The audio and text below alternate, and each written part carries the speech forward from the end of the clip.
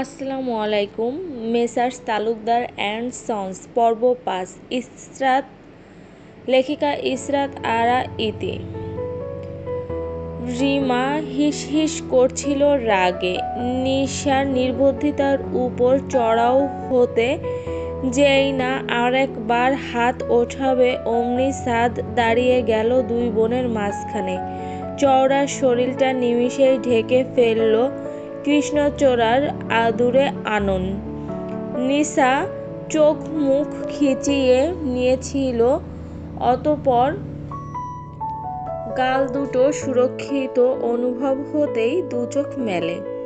দেখতে পায় শার্টের চেক প্রিন্ট, দেখতে পায় একটা চওড়া পিঠ। রিমার রাগ বেড়ে যায় দ্বিগুণ। শরীরটা ঝাঁকুনি দেয় সাদকে দেখে। দাঁতে দাঁত চেপে নিশাকে বলে, এই সামনে আয়, আয় বলছি।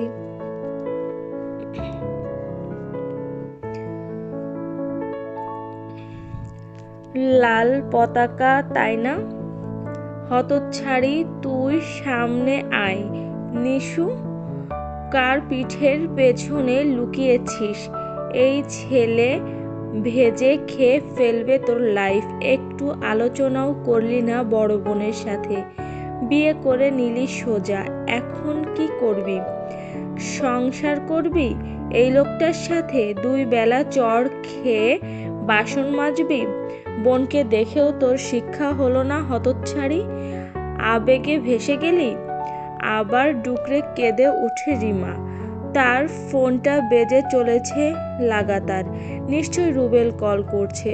যখন কোথাও নিশাকে খুঁজে না পেয়ে থানায় যাবে বলে ঠিক করেছিল, তখন বড্ড তাচ্ছিল্যের হাসি হেসে বলেছিল, গিয়ে দেখো কার হাত ধরেছে আবার। তোমার বোনটি সুবিধা নয়, আগেও বলেছি। আজ এই কেচ্ছা নিয়ে বাড়ি ফিরলে ওই ইতরটা জিতবে। সবচেয়ে বড় কথা, নিশাকে এভাবে ডুবতে দেওয়া যাবে না। রিমা চোখ মুছে ছুটে নিশার হাতটা ধরে বলল, ম্যানুপুলেট করেছে তোকে, চল থানায় বলবো, চল। নিশা আঁতকে ওঠে। হতবিহ্বল দৃষ্টিতে দেখে সাদকে। ম্যানুপুলেট মানে নিশাকে লোকটা চালনা করেছে? না না, এ মিথ্যা। লোকটা চালনা তাকে করেনি, বরং তখন থেকে এখন অবধি যা হয়েছে নিশার ইচ্ছেতে হয়েছে। এসব কিছু নিশার ইচ্ছে। নিশাকে কেউ অকালপক্ষ বললে, বাজে মেয়ে বললে বলুকগে, আপু মারলেও মারুক, নিশার এ স্বীকার করতে আপত্তি নেই। তার ইচ্ছা লোকটির বউ হয়ে থাকার। কখনোই যা ভাবতে সাহস করেনি, তবে এখন যখন পা দিয়েই ফেলেছে এসব স্বীকার করবে সে চিল্লিয়ে চিল্লিয়ে। কি রে, চল। নিশা বোনকে জবাব না দিয়ে মাথা নুইয়ে নেয়। সাদ এতক্ষণ যেভাবে শান্ত ভঙ্গিতে দাঁড়িয়েছিল, এখন সেই একইভাবে বউয়ের বড় বোনকে বলল, আপনি বসুন আপু, চা খাবেন? কিংকোবরার মতো ফুঁসে উঠল রিমা। সাদের চোখে চোখ রেখে বলল, একদম চুপ, বাজে ছেলে কোথাকার। আর মেয়ে পাওনি? তোমাদের তো মেয়ের অভাব হতো না। আমার বোনকেই কেন? ও কত ছোট তোমার থেকে। সাদ এবার নিশার কালো হয়ে যাওয়া নত মুখটা দেখল। এ প্রশ্নের উত্তর সরাসরি দেওয়া যায় না, নয়তো সাদ বলে দিত, আপনার বোন তার ওই ঘোলাটে চোখে ওভাবে কেন তাকাতো আমার দিকে? আমাকে প্রশ্রয় দিত কেন? আমি সাধু পুরুষ নই, নিজেকে সংযত করার ঠেকা আমার পড়েনি। সুব্রতরা রীতিমতো অবাক হচ্ছে। বিস্ময়ের মাত্রা চূড়ান্ত। আজ রাত থেকে যা যা শুনে সাদ চুপ থেকেছে, কারো গায়ে দুমদাম হাত তোলেনি, শুনিয়ে দেয়নি কর্কশ কথা। এ দ্বারা প্রমাণ হয় এ ছেলে শুধরেছে একটু হলেও। রিমা চিল্লাচিল্লি সাদ সর্বোচ্চ নমনীয়তার সহিত গ্রহণ করেছে। বলে, আপু আপনি বরং বাসায় যান, মিষ্টি কাল সকালে। মিষ্টির গুষ্টি কিলাই? আমি আমার বোন নিয়ে যাব। কথাটির জবাবে সাদ হাসে ফিসেল। পরপর আবার বরফ ঠান্ডা গলায় বলে, এটা কি হয় আপু? ও আমার বউ, ও কেন যাবে আপনার সাথে? যখন ও আপনার বোন ছিল তখন যা খুশি তাই করতে পারতেন ওর সাথে, বাড়ি থেকে বের করে দিতে পারতেন, আবার টেনে নিতে পারতেন। এখন তো ও আমার বউ, এসব তো এখন পারা যাবে না। রিমার মস্তিষ্কে স্ফুটন শুরু হয়েছে। নিসার হাত ধরে খেকিয়ে উঠে বলছে, চল বলছি, এই ছেলের সাথে থাকতে পারবি না তুই গর্ধপ, তোকে। পুরোটা বলে শেষ করার পূর্বেই সাদ আবার বেশ শান্ত হাতে টেনে নিল নিসার হাত। নিসা ক্ষণে ক্ষণে চমকায় এই স্পর্শে, এই স্পর্শ যাতে মিশে আছে অধিকার বোধ। এই পরিস্থিতিতেও লজ্জায় গোল গোল গাল দুটো লাল লাল হয়। সাদ এবার রিমার হুড়োহুড়িতে লাগাম টানতে বলে উঠল, আপনি ওকে নিতে পারবেন না, তুমি সামনে থেকে সরো, তারপর দেখি নিতে পারে কিনা। সাদ অমায়িক একটা হাসি দিয়ে ঠান্ডা মেজাজে বলল, সত্যি বলছি আপু, আপনি ওকে নিতে পারবেন না। অযথা উত্তেজিত হচ্ছেন। কেন নিতে পারবো না? পারবেন না কারণ আমি নিতে দেব না। শুধু আপনি কেন, ও নিজেই এখান থেকে যেতে পারবে না। কেন? হতভম্ব স্বর রিমার। নিসা ঘাড় বাঁকিয়ে সাদকে দেখে। কারণ আমার অনুমতি ছাড়া ও কোথাও যেতে পারবে না। একটু আগে কবুল বলেছে আমার নামে, এ কোনো মশকরার কথা নয়। ওকে? নমনীয় তবে শক্ত শানিত শব্দের উচ্চারিত বাক্যটা, এ কথাই ওখানে উপস্থিত প্রত্যেকে কিঞ্চিত চমকায়। নিমিষেই পাল্টে যায় পরিবেশ, কেমন গুরুগম্ভীর চারিপাশ। ঠিক যেভাবে বিনয়ী থেকে হঠাৎ শক্ত হলো সাদ। রিমা তাকিয়ে আছে এক দৃষ্টিতে ওর দৃষ্টিতে। সাদ সরাসরি তাকিয়ে বলে যেতে লাগলো, এবং শুধু তাই নয়, আপনার বোন আমাকে না জানিয়ে কোথাও চলে গেলেও সেখানে সেই গন্তব্যের সীমানা আমিই থাকবো, এর বাইরে বেরুতে পারবে না ও। Got it? নিসা বিস্মিত নেত্রে তাকিয়ে আছে সাদের শক্ত চোয়ালের কথা হারিয়ে চুপচাপ। রিমা নিসাকে তৎক্ষণাৎ বলল, দেখলি কেমন খবিশের মতো কথা বলছে, বুঝতে পারবি তুই। গাঁজাখোরদের সংসার কেমন হয় অতি শীঘ্রই বুঝতে পারবি, ততক্ষণে বড্ড দেরি হয়ে যাবে। নিসা চোখ নামিয়ে নেয়, বুকটা কেঁপে ওঠে। লোকটা গাঁজাখোর না তো, দুই একটা সিগারেট ফুঁকে, সেটাও মেয়েদের দেখলে লুকিয়ে নেয়, পায়ের জুতোর নিচে পিষে দাঁড়িয়ে থাকে, বাকিদের মতন স্টাইল মেরে ধোয়া ওড়ায় না। নিসা আরেকটু গুটিয়ে দাঁড়ায় সাদের পেছনে। সাদের ঠোঁটে তখন বিশ্বজয়ের হাসি। রিমা ছলো ছলো চোখে কিছুক্ষণ বোনের দিকে তাকিয়ে থেকে মেনে নেয় হার। ঘুরে দাঁড়াতেই সাদ আবার বলে ওঠে, মিষ্টি বাড়িতে পাঠিয়ে দেব আপু, আসসালামু আলাইকুম। রিমা দাঁড়ালো না এক মুহূর্ত, তাড়াহুড়ো কদমে বেরুলো ঘর থেকে। সাদ তখন নিসার দিকে তাকায়। কৃষ্ণচূড়ার মুখে রক্ত নেই না, বিয়ে নিয়ে আক্ষেপে নয়, বোনের থেকে দূরত্ব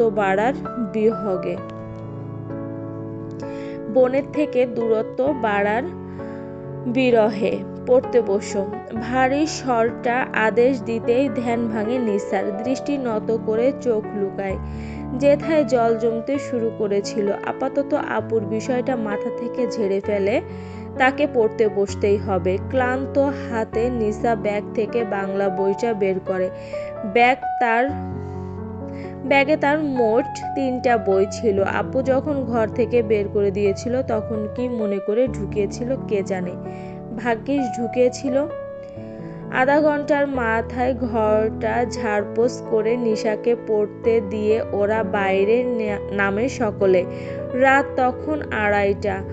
নিলয়, মন্দিরা আর আফসানাদের বাড়িতে পৌঁছে দেবার দায়িত্ব নিয়ে বেরিয়ে পড়ে। যাওয়ার আগে ওমরকে দায়িত্ব দিয়ে যায় আজ রাতটা এ বাড়ির উঠানে বসে পাহারা দেওয়ার। ওমর উঠানের এক কোণে উবু হয়ে বসে মেঝেতে আঁকিবুকি করতে করতে তার প্রিয়তমার সাথে ফোনালাপ করছে। রাতের নিস্তব্ধতা ভেঙে ওর ফিসফিস করে বলা কথা শোনা যাচ্ছে। সাদ এতক্ষণ সেদিকে চুপচাপ তাকিয়েছিল। হঠাৎ কাঁধে সুব্রত এসে হাত রাখে। ও নড়ে চড়ে ওঠে। এতক্ষণে দুই বন্ধু নিরিবিলি হলো একটু। সুব্রতর ঠোঁট জুড়ে দুষ্টুমির হাসি। সাদ লক্ষ্য করে গমগমে স্বরে বলে, বাড়ি যা এখন। তোর অসুবিধা হয়ে যাচ্ছে বুঝতে পারছি। আমি তো তোকে ধরে রাখিনি। তুই তোর ঘরে যা। ঘরের দরজায় দৃষ্টি দেয় সাদ। পুনরায় ঘাড় ফিরিয়ে সুব্রতকে বলে, পড়ুক কিছু সময়, তাহলে আজ রাত সাবার হয়ে যাবে। সিমেন্টের বেঞ্চিতে পিঠ এলিয়ে দেয় সুব্রত। সাদ চোখ নামিয়ে অস্পষ্ট হাসল। সুব্রত পরিবেশটা আরো হালকা করতে বলে উঠল, it is a matter of মন খারাপ। জুম্মাবারে আমার জিলাপির ভাগিদার এসে গিয়েছে। তোকে তো পুরোটা নিয়েছেই, সাথে আমার জিলিপিও। সাদ গম্ভীরতা ভেঙে হেসে ফেলে বন্ধুর কথায়। ওর শক্ত হাতটা বন্ধুর কাঁধে তুলে দিয়ে বলে, তোর জিলাপি তোরই থাকবে, মন খারাপ করার দরকার নেই। আর তুই এখন তো শুধু ফোন দিলেই শুনবো। আজ আসতে পারবো না ভাই, আমি ঘুমাচ্ছি, আমি বিশ্রাম নিচ্ছি। তুই সাদ তো আর আমাদের থাকলি না। সাদ আবারও বন্ধ দরজার পানে তার চোরা দৃষ্টি রেখে জবাব দেয়, আমি তোদেরটা তোদেরই থাকবো, আর ওরটা ওর হব। এটা নিয়েও চিন্তা করা লাগবে না। আচ্ছা তাই নাকি? খুব বড় বড় কথা। খুব ব্যালেন্স করতে পারবি? অবশ্যই পারবো। এই বউ সম্প্রদায় স্বামীর বন্ধুদের সতীনের নজরে দেখে। ধর আমরা যদি বলি, এই সাদ চল বন্ধুরা মিলে আজ ঘুরে আসি, আর ও যদি তোকে বলে, না তুমি বন্ধুদের সাথে যেতে পারবে না, তুই তখন কি করবি? কিভাবে ব্যালেন্স করবি বল? সাদ বেশ গম্ভীর স্বরে বলল, আমি তখন বাড়ি থেকে নেমে জঙ্গলে গিয়ে বসে থাকবো, এভাবে ব্যালেন্স করব। সুব্রত হেসে ওঠে খিলখিল করে, বলে, সেই জঙ্গলে আমাদের ডেকে নিস। রাত বাড়ে। ওমর কল কেটে উঠে এসে দাঁড়ায় এবার। সুব্রতকে বলে, এখন চল আমরা কেটে পড়ি, তারা সংসার করুক। সুব্রত কনুই দিয়ে সাদকে গুঁতো মেরে উঠে দাঁড়ায় বাইকের চাবি নিয়ে। শীষ বাজাতে বাজাতে প্রফুল্ল কদম বাড়ায় গেটের দিকে। ওরা দেখে যায়নি এপাশে হঠাৎ করে ফ্যাকাশে হয়েছে সাদের মুখটা। অস্থিরতার সংকোচ নিমিষেই এসে কাবু করে ফেলেছে সাদ তালুকদারকে। তালুকদার ম্যানশনের বর্তমান পরিস্থিতির ওপর একটু আলোকপাত করা যাক। বসার ঘরে সোফায় গা এলিয়ে ভাবলেশহীন ভঙ্গিতে সাউকি আর সিমিন বসে আছে। নাফিয়া গরম পানি নিয়ে ছুটছে শ্বশুর শাশুড়ির ঘরে। শাহানাজ কাঁদতে কাঁদতে বিছানায় পড়ে আছে। হঠাৎ নাকি ডান হাতটা নাড়াতে পারছে না। এমনটা প্রায়শই হয়। তখন গরম পানির ব্যাগ দিয়ে তাপ দিলে ব্যথা কমে। খাটের এক পাশে গোমড়া মুখে বসে আছে অসীম। সাদ চলে যাওয়ার পর থেকেই চুপচাপ। কেউ তাকে কিছু বলার সাহসও করেনি। কিন্তু শাহেদ এর মাঝে আরও একবার কল দেয়। বাবাকে বলে, বাবা আপনি জেদ কমান, মেয়েটি তো ভালো শুনেছি নাফিয়ার কাছে, আর যেখানে সাদের খুশি সেখানে আপনি। শাহেদ তোমার যদি আর কিছু বলার থাকে তবে সেসব বলো। ওই বদটার সাফাই গেও না। বিয়ে করেছে কেন করেছে? ও কি করে যে বিয়ে করেছে চাকরি করে? আদেও করবে বলে তোমার মনে হয়? তোমার ফুপুর কথা তুমি ভুলে গেলে? আমি চাই না আমার ঐরসের সন্তান সেই ইতিহাসের পুনরাবৃত্তি করুক। বাড়ি থেকে বের করেছি, এবার বুঝুক জীবন কি। মরার আগে ওর প্রাপ্য ওকে বুঝিয়ে দেব অবশ্যই, সে নিয়ে চিন্তা করো না। শাহেদ থেমে যায় ওখানেই। নাফিয়া শ্বশুরকে পুনরায় উত্তেজিত হয়ে যেতে দেখে প্রসঙ্গ পাল্টাতে ফোনটা নিয়ে দূরে যায়। বসার ঘর থেকে সাউকি আর সিমিন শুনছিল অসীমের হুঙ্কার। ফের শ্বাস ফেলে সাউকি নির্লিপ্ত গলায় বোনকে বলে, তোর গল্পটা কি আর এগিয়েছিস রে? না, ওই পর্যন্তই। তারপর আটকে গেছি। ওই কসমেটিক্সের দোকানদার নায়ককে লিখতে আগ্রহ পায় না, কোনো চার্ম নেই। আমি লিখতে গিয়ে খুঁজে পাই না, পাঠকরা কি পাবে? ঠিক তাই, ওই নায়কের চার্ম নেই, কেমন ম্যারমেরে পোতানো মুড়ি। আপাতত একটা সাবপ্লট টান। সাবপ্লট? লেখ নায়কের বড় ভাই হুট করে একটা মেয়েকে বিয়ে করে বাড়ি ছাড়া হয়েছে। এখন নায়কের বাবার সব এক্সপেকটেশন গিয়ে ঠেকবে নায়কের ওপর। নায়কের বাবার অদূর ভবিষ্যতের সমস্ত পরিকল্পনায় বলির পাঠা হবে ভোলাভালার নায়ক। সিমিন বলে, দারুণ প্লট তো। দাঁড়াও, আমি নোটবুকে পয়েন্টগুলো টুকে রাখি। বিরক্ত ভঙ্গিতে পা দোলাতে থাকে সাউকি। বলে, নায়িকার নামধাম কিছু ঠিক করেছিস গল্পে? তুমি একটা পছন্দ করে দাও। সাউকি বলে, বেলি, অদিতি, মৃন্ময়ী, চিত্রা, রোদেলা, মীরা, এই নামগুলো উপন্যাসের খুব কমন নায়িকা, এগুলো বাদ। আর শাহানাজ, সিমিন, নাফিয়া, নিসা বাদে যা খুশি তাই দে। বসার ঘরের বারান্দায় নাফিয়ার ফিসফিসানি কথা শোনা যাচ্ছে। দীর্ঘ সময় পরে একটু নিরিবিলি হয়েছে। শাহেদের গলায় কোমল যত্নের সুর। জেগে আছো কেন? বিশ্রাম নাও সোনা, বাবাকে ধীরে সুস্থে বুঝিও। নাফিয়া মন খারাপ করে বলে, কি ভারী মিষ্টি, এমন মুখ দেখেও বাবা শক্ত থাকতে পারে। জানো, সাদের পাশে একেবারে পুতুল লাগছিল। বুঝলাম, এবার রাখি। শোনো, বলো একটু আই লাভ ইউ টাই লাভ ইউ তো বলতে পারো কখনো? বুড়ো হয়ে গেলে নাকি একেবারে? শাহেদ হেসে সহজ গলায় আই লাভ ইউ বলে। নাফিয়া জবাব দিয়ে কল কাটে। ফোনটা রেখে পাথরের মতো বসে থাকে শাহেদ কিছুক্ষণ। পরপর আচমকা ফোনটা মেঝেতে ছুঁড়ে ফেলে খামচে ধরে নিজের চুল দুহাতে। চেঁচাতে গিয়েও চেঁচায় না। তার আগেই একটা সুমিষ্ট নারীকণ্ঠ বলে উঠল, অনুশোচনায় ভুগছো খুব? শাহেদ চোখ তোলে। সম্মুখে এসে দাঁড়িয়েছে এক নারী মূর্তি। গায়ে কফি রঙের একটি নাইটি। পোশাকটির ফিতা বাঁধতে বাঁধতে নারী মূর্তি এসে শাহেদের ঘনিষ্ঠ হয়ে বসে তাকায় ওর মুখে। শাহেদ নামিয়ে নেয় চোখ। বলে, ঘুমাওনি ফাতেমা? তুমি পাশ থেকে উঠে আসায় ঘুম ভেঙে গেল। ওদিকের কি অবস্থা? তোমার বাবা মেনেছে সাদকে? না, বাড়ি ছেড়েছে ওরা। বিরক্ত ফাতেমা বিরক্ত গলায় বলল, তোমার বাবা কি জেনে বুঝে ছেলেদের জীবন নষ্ট করাটাকে একটা মজার খেলা মনে করে? সে কি খুব মজা পায় এতে? কি মজা পায়? কথাগুলো বলতে বলতে হঠাৎ থেমে যায় ফাতেমা। শাহেদের পানসুটে বর্ণের মুখটা দেখে ও বুঝতে পারে শাহেদের সামনে ওর বাবার ব্যাপারে এমন কঠিন কথা বলা অনুচিত।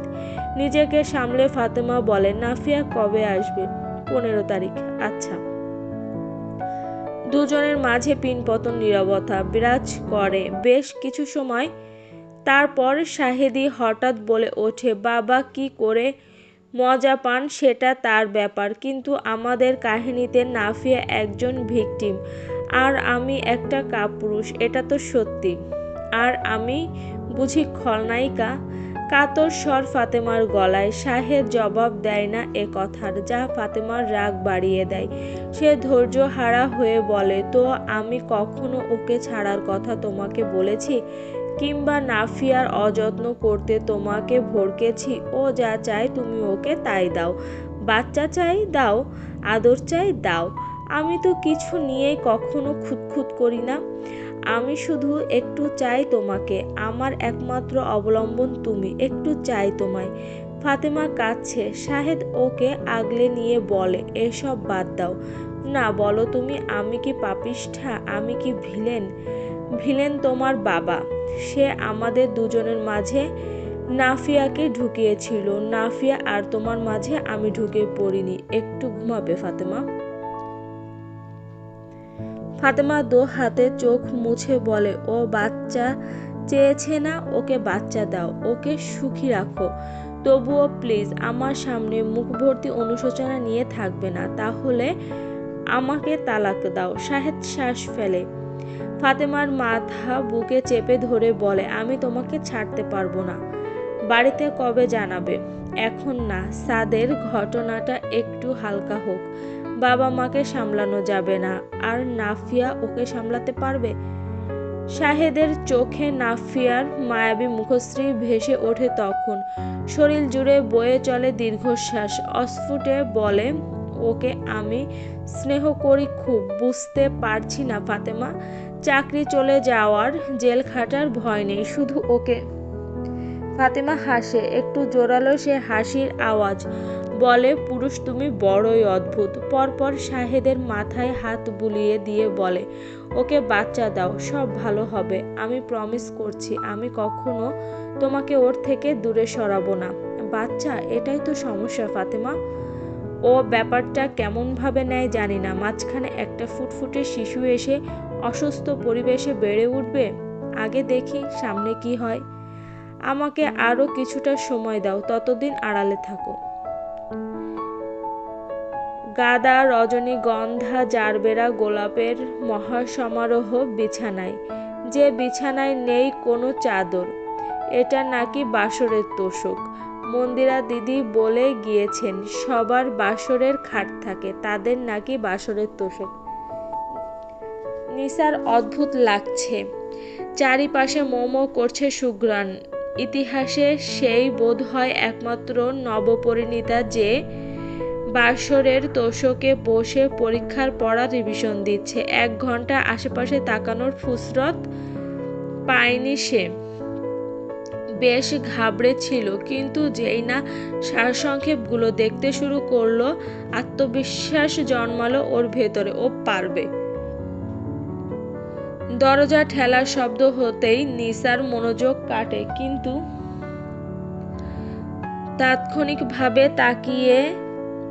তাৎক্ষণিকভাবে তলিয়ে যায় সংকোচের ঘোরে। এই নিরিবিলিতে ওর এখনই বোধ হলো দরজা ঠেলে যে লোকটা ঢুকলো সে সম্পর্কে ওর স্বামী। স্বামী শব্দটার গভীর অর্থ এই 16:30-তে বেশ বুঝে ফেলেছে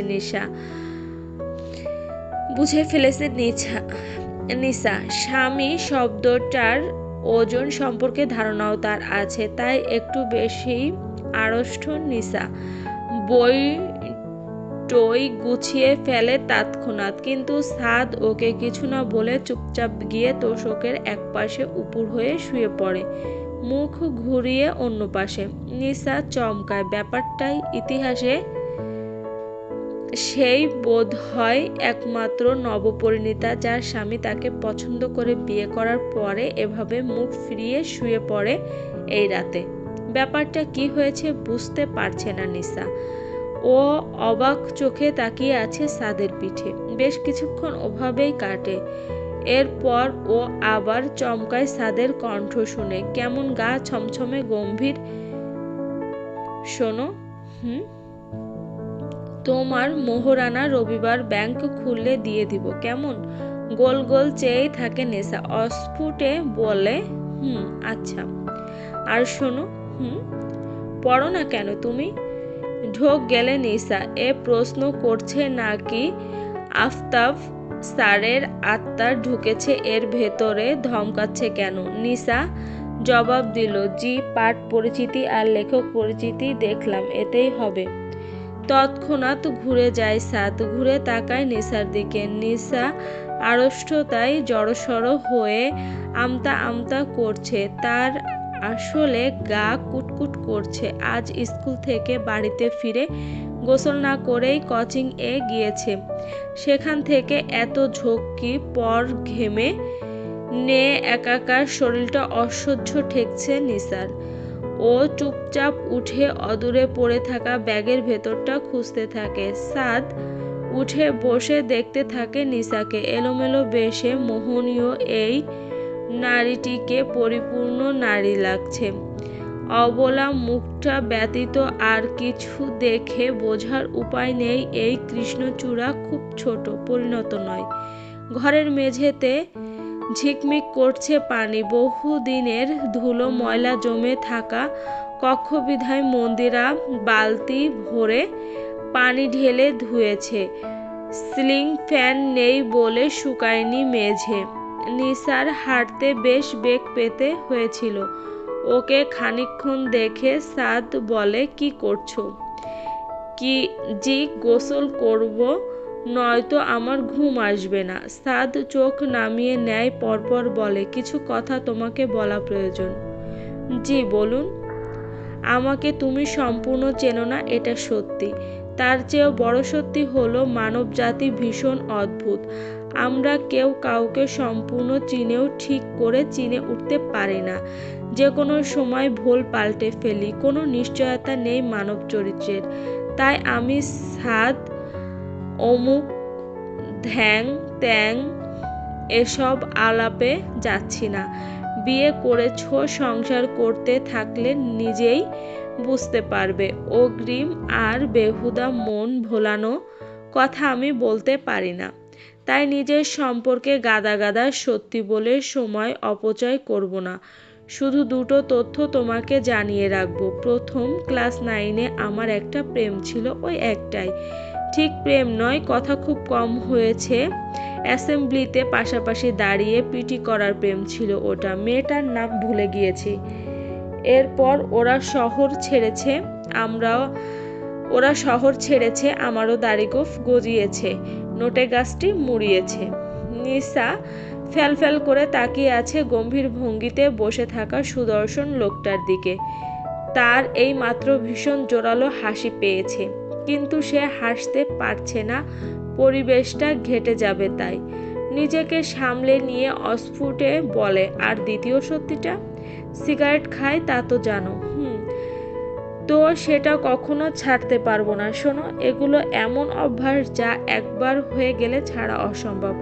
দুই একজন সাধু ছাড়তে পারে। আনফর্চুনেটলি আমি সাধু নই। তাই এই ব্যাপারটা নিয়ে আগেই ক্লিয়ার হওয়া দরকার। রোজ তুমি নিষেধ করবে আমাকে মিথ্যা বলতে হবে, কিংবা ওয়াশরুমে ঢুকে লুকিয়ে খেতে হবে। এই পলাপলি কুক আমি খেলতে পারবো না। হ্যাঁ, অবশ্যই পরিমাণটা কমিয়ে দেব আমি, তবে পুরোপুরি ছাড়ছি না। বিষয়টা নিয়ে কখনো ঝামেলা করতে পারবে না। আমি পারবো না মিথ্যা বলতে। নিসা এক দৃষ্টিতে মানুষটাকে দেখে চলেছে। পৃথিবীতে বোধ হয় সেই একমাত্র নবপরিণেতা যার কাছে তার স্বামী সিগারেটের আলাপ পারে। সাদ চুপচাপ হয়ে যায়। নিসা বলে, আর কোনো সত্যি? মাথা নাড়ে সাদ, বলে, সেগুলো অতীত পেছনে ছেড়ে এসেছি। তোমার সামনে আমি বর্তমান, যা তুমি দেখতে পাচ্ছ। দেখবে, ভুল ধরবে, অভিযোগ করবে, আমি শোধরাবো। এই দুটো তথ্য জানিয়ে দিলাম, কারণ এই ধরনের সত্যি সংসারের মাঝপথে রিভিল হলে বউরা খুব ঝামেলা করে। ভেতরে ভেতরে শ্বাস ফেলে নিসা। ও হাসবে না কাঁদবে বুঝতে পারে না। শুধু জামা কাপড় নিয়ে চোখের পলকেই ঢুকে পড়ে কক্ষ সংলগ্ন কলঘরে। যেতে যেতে দুইবার পিছলে যায় পা। সাদ এতক্ষণে হাঁফ ছাড়ে। নিসার বাংলা বইটা তুলে নেয় হাতে। দেখতে পায় বইয়ের কভার পৃষ্ঠায় মিনা রাজু কার্টুনের স্টিকার লাগিয়ে রাখা। এইবার সাদ নিজের উপর হাসে তাচ্ছিল্যের হাসি। এ কোন বাস্তবতা ঘটিয়ে ছাড়লো সে তার জীবনে, যে মেয়েটি এখনো কার্টুন থেকে মন ফেরেনি, তার মনে ঢুকেছে সাদ চোখ চেপে ধরে। সব দোষ এই চোখের। সময় গড়াতেই কলঘরের দরজা খুলে বেরিয়ে আসে নিসা। মাথায় গামছা পেঁচিয়ে শীতে কাঁপতে কাঁপতে বেরিয়েছে ও। হাতে কিছু ভেজা জামা কাপড়। ওর দু চোখ সেসব মেলে দেওয়ার স্থান খুঁজছিল। দেখছিল ওকে সাদ এক দৃষ্টিতে। তার জীবনের বাস্তবতার চূড়ান্ত রূপ দেখছিল। এর মাঝে উঠে দাঁড়ায় ঘোরে আচ্ছন্ন হয়ে। ওদিকে নিসা অসতর্কতায় ভেজা পা পিছলে পড়ে যায় প্রায়। সাদ ধরে ফেলে ওকে আচমকা। গোলগাল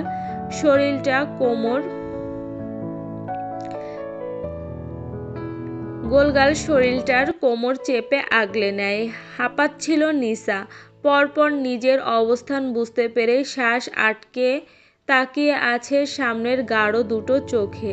দেখছে ওই চোখজোড়া যেন প্রথম দেখার দিনের মতো তাকে দেখছে। খুঁটে খুঁটে সময় গড়ায় নিস্তব্ধতা ভাঙে সাদ। আড়ষ্ট দৃষ্টিতে দৃষ্টি স্থির রেখে বলে, তুমি আমার দিকে ওভাবে তাকাতে কেন, বলবে নিশামণি?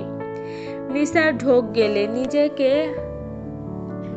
লোকটার থেকে ছাড়ানোর প্রয়াস নেই তার। অস্ফুট জবাব দেয়,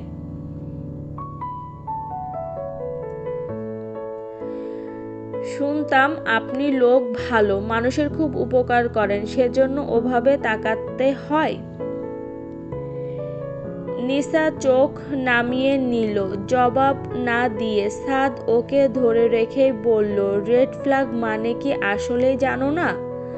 মাথা নাড়ায় নিশা। সাদ বলে সহজ ভাষায়, বিকেলে উৎসব গান গেয়ে প্রতি লাইনে বালিকাদের যেসব ছেলেদের থেকে সতর্ক থাকতে বলেছে ওই ছেলেদের রেড ফ্ল্যাগ বলে, মানে বিপজ্জনক। নিশা শুনল, হাসি দিয়ে বলে, তবে আপনি রেড ফ্ল্যাগ নন?